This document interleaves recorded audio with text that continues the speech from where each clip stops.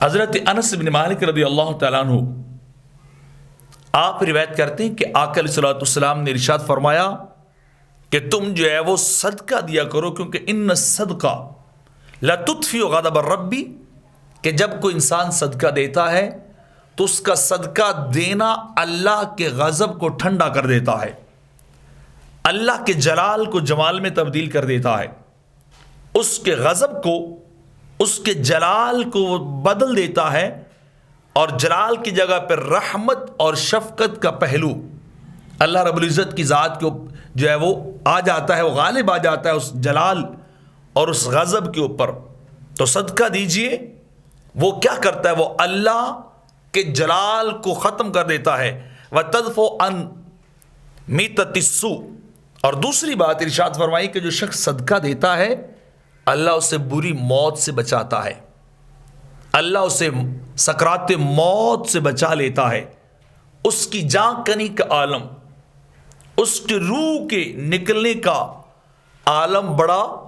پرسکون ہو جاتا ہے۔ کس وجہ سے؟ کہ وہ بندہ صدقہ دینے والا ہے، وہ اللہ کے راستے مال خرچ کرنے والا ہے۔ ورنہ موت کی سختی کتنی ہے کہ زندہ جانور کو کھڑا کر کے چوری سے اس کا چمڑا اتارا جائے، حدیث پاک کے اندر آتا ہے، تو وہ چمڑے کا اتارنا کم تکلیف دہ ہوتا ہے، اور روح کا نکلنا زیادہ تکلیف دہ ہے، زیادہ دردناک ہے کہ انسان کی روح اس کے جسم کا جب ساتھ چھوڑے تو یا زیادہ تکلیف دہ ہے۔ دوسرے حدیث پاک میں آتا ہے، یا پھر کھولتے ہوئے تیل کے اندر، بوائلڈ آئل کے اندر اگر کسی کو اٹھا کے پھینک دیا جائے اور بالکل اس کے اندر جو ہے وہ جل جائے، بالکل پگھل جائے، تو اس کا یہ پگھلنا کم دردناک ہے، اور روح کا جسم سے نکلنا یہ زیادہ دردناک ہے، یہ زیادہ ہیبت ناک اور تکلیف کا باعث ہے کہ انسان اس سے بھی زیادہ تکلیف جو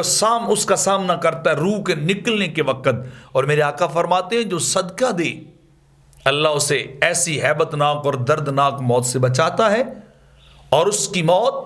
بڑی سکون والی اور بڑی بغیر درد کی ہوتی، جیسے مشکیزے سے پانی کا قطرہ ٹپک جاتا ہے۔ تو یہ اسے مقام اور یہ راحت اور سکون کیوں مل رہا ہے؟ کہ وہ مال کو اللہ کے راستے میں صدقہ و خیرات کر رہا ہے۔